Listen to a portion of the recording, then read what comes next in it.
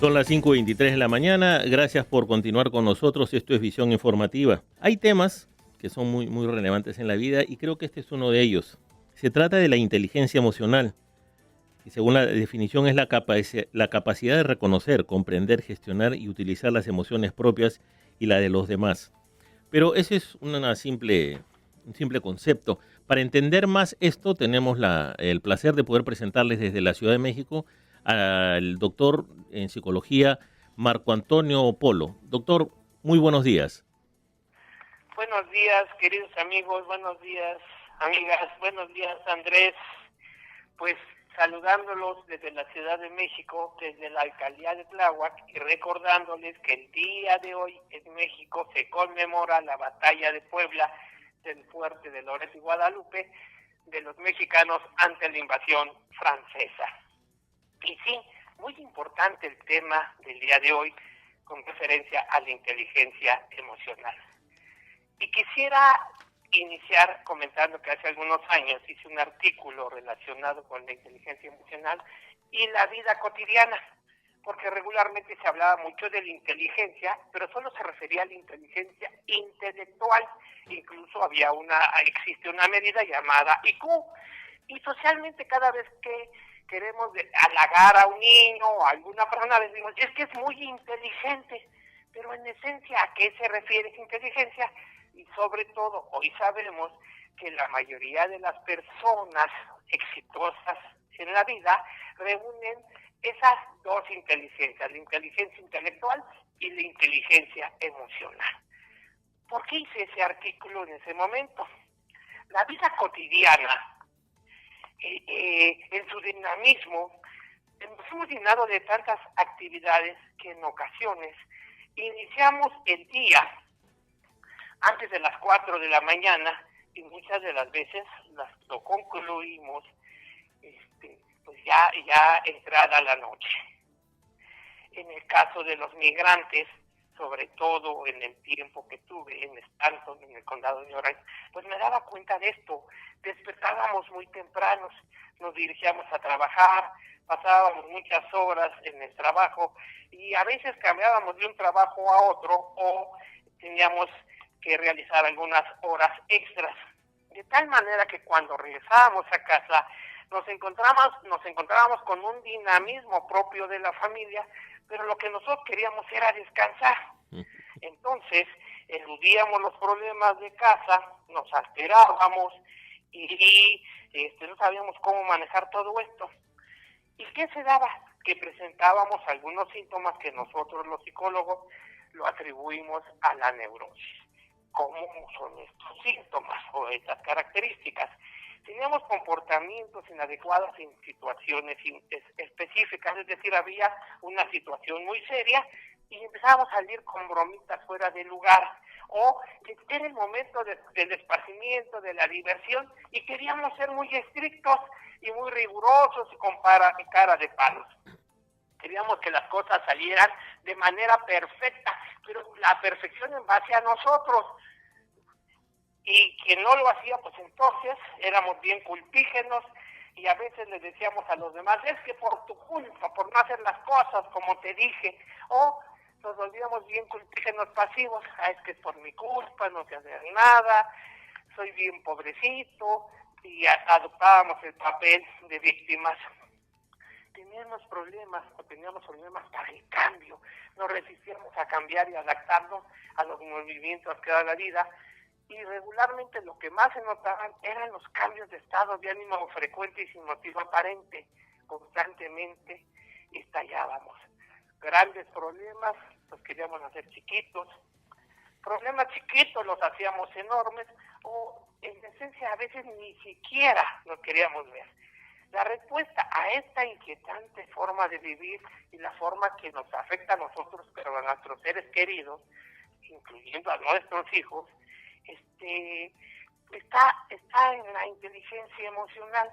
Y como bien lo dijiste, la inteligencia emocional de muchas formas es la forma en que sentimos, percibimos, reaccionamos, vivimos los diferentes acontecimientos de la vida.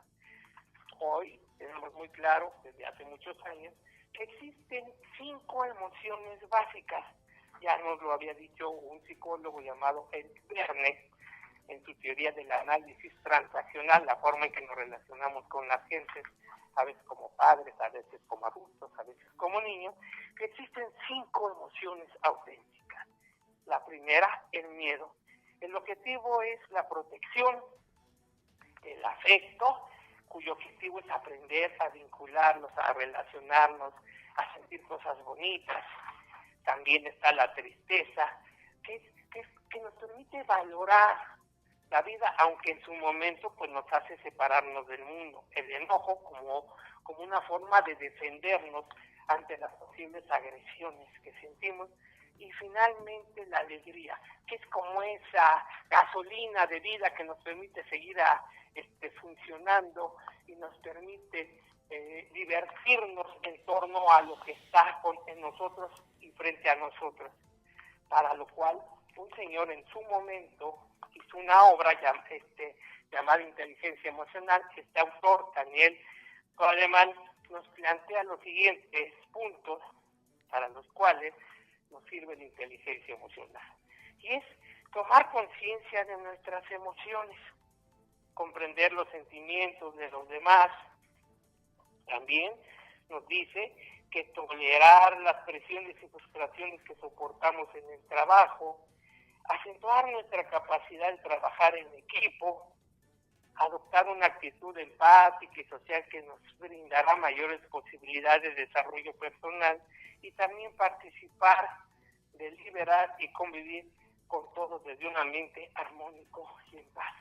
Y entonces también nos plantea que la inteligencia emocional nos sirve para ser más empáticos, para expresar y comprender lo que sentimos, controlar nuestros estallidos de enojo, de ira, de mal genio, ser independientes, tener la capacidad de adaptarnos, la simpatía, poder resolver los problemas en conjunto, ser persistentes, cordiales, amables y con respeto hacia nosotros, pero también el respeto a los demás. Sin embargo, así mucho se ha hablado de inteligencia emocional y nos dicen qué hacer, pero ¿cómo hacerlo o cómo lograr a entender esto que llamamos inteligencia emocional? Para lo cual, en su momento, en ese artículo, yo planteé 3 puntos fundamentales. El primero de ellos es aprender a conocernos. Y para aprender a conocernos, yo planteé alguna serie de preguntas. Por ejemplo, ¿qué sabes de tu nacimiento? ¿Y qué sabes de lo que estaba sucediendo en casa previo, durante y después a tu nacimiento? ¿Qué sabes de tus primeros 5 años de vida? Sabiendo que nosotros tenemos recuerdos más o menos a los 5 años, más o menos 1 año.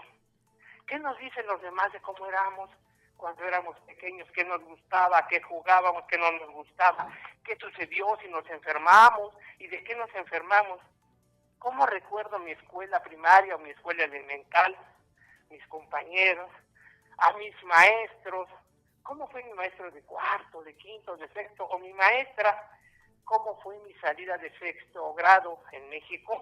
Se acostumbraba ir a la iglesia a agradecer la misa. Muchos de los chamacos, como en mi caso, en ese momento hacíamos la primera comunión, nos vestían de traje por primera vez, pasábamos ahí delante de todos, pasábamos con nuestros padres. Pero también sucedía en la intermedia o la secundaria, en la prepa. Y también una pregunta, ¿cómo viví mi adolescencia?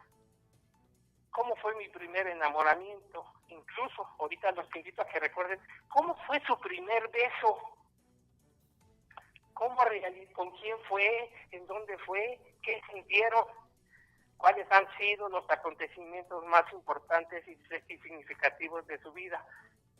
¿Dolorosos o placenteros? Claro, cada pregunta va a tener algunas variantes dependiendo cada persona. Y después de este primer ejercicio, puedes hacer un segundo ejercicio. Y en el segundo ejercicio es conociendo mis orígenes, y ya va a preguntas más específicas y más profundas. ¿Qué sé de la familia de papá? qué sé de la familia de mamá, porque de ellos tenemos nuestros códigos de creencias en base a ellos dos. Mis papás, mi papá o mi mamá tuvieron parejas previas, ¿qué sé de ellos? Incluso, ¿qué hizo que se unieran? Venían de conocer otras personas y al final de cuentas eso hizo que se unieran, sus tristezas, sus soledades. ¿Cómo se conocieron y en dónde? Desde mi punto de vista, ¿cómo ha sido su matrimonio? ¿Qué los une, qué los separa? ¿Qué los ha fortalecido o qué los ha debilitado? Y por último, un tercer ejercicio, también a base de preguntas, que definí como conociendo mi contexto sociocultural. ¿Cómo es la sociedad en la que vivo? Por ejemplo, yo en Stanton, del lado derecho, tenía una familia mexicana, enfrente una familia mexicana, del lado izquierdo una familia asiática, hacia atrás una familia salvadoreña. Y en esa sociedad predominaban los latinos y los asiáticos, y las convivencias eran muy bonitas.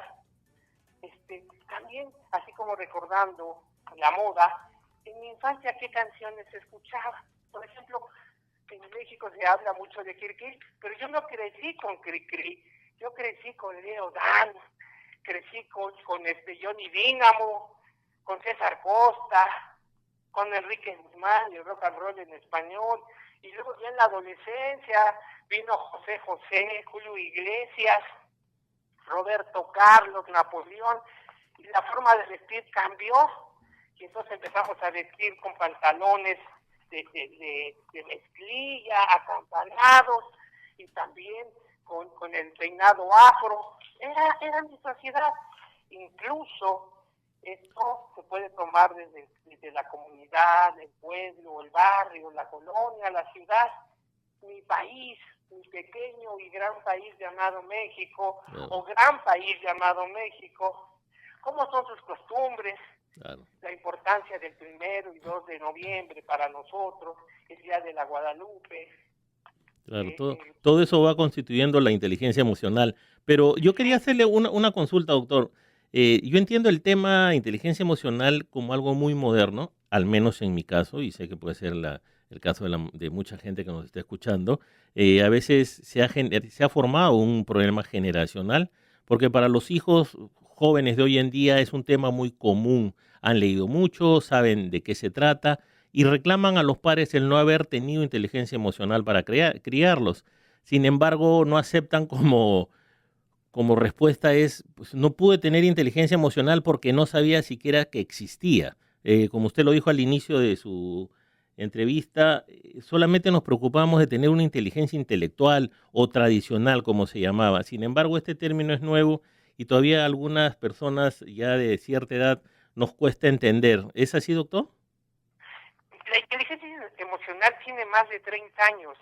Lo que sucede es que nos hemos ido y le hemos dado mucho valor a la inteligencia intelectual porque la inteligencia emocional se vive. Si no se vive, entonces no se puede dar. Si yo no conozco cómo funciono yo primero con respecto a mis sentimientos y a mis emociones, si yo no sé cuándo estoy triste, y cuando digo que estoy triste, en esencia estoy enojado, o cuando digo que estoy enojado, en esencia tengo miedo, que es muy común, entonces es muy complicado vivir la inteligencia emocional y poderla desarrollar.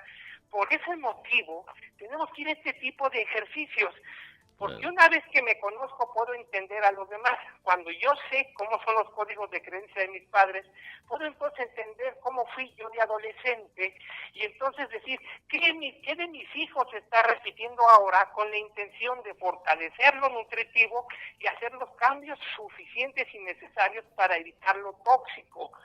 Pero parto de ello, la mayoría de las obras de inteligencia emocional fueron yéndose hacia la parte intelectual. Empezaron a dar recetas de cocina, a hablar de la importancia de las emociones, que es muchísima.